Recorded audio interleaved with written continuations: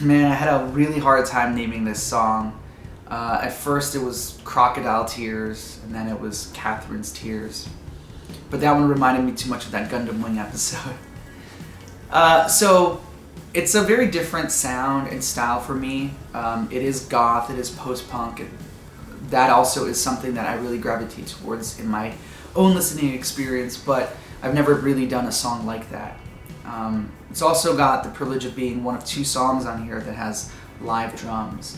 With Dark Reflection, that was produced by Ben Karras of Thank You Scientist, with Marco Caruso on drums, and that is a very specific live energy.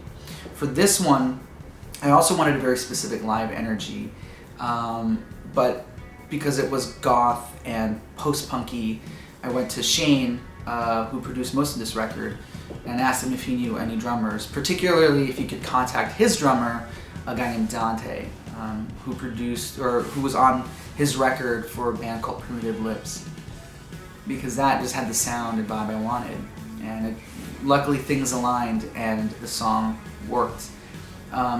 Shane was another one whose music I kind of really gravitated towards because it had that sadness and that melancholia in it.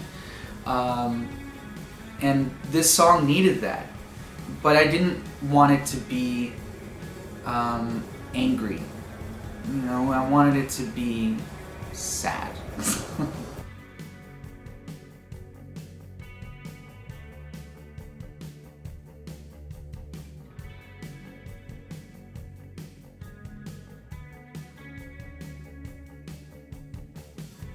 The funeral song is probably one of the darker songs on the record because of the subject matter. I think at this point, when I was writing, death was around a lot.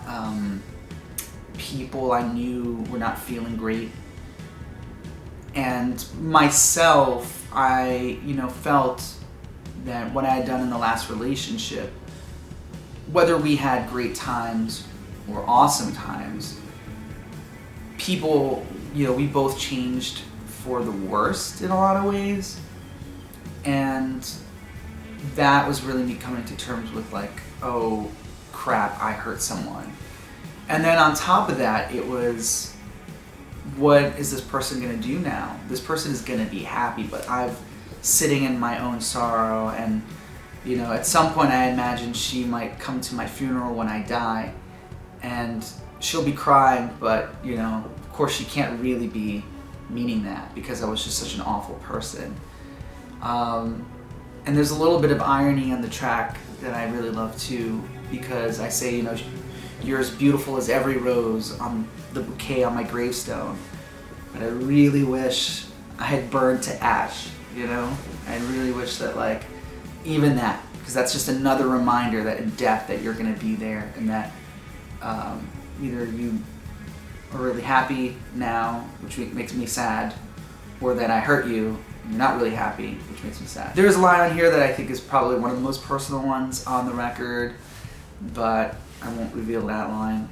But it's in the song, and I really like it. I think it's a cool vibe. It's a cool vibe, and it's gonna work really well live.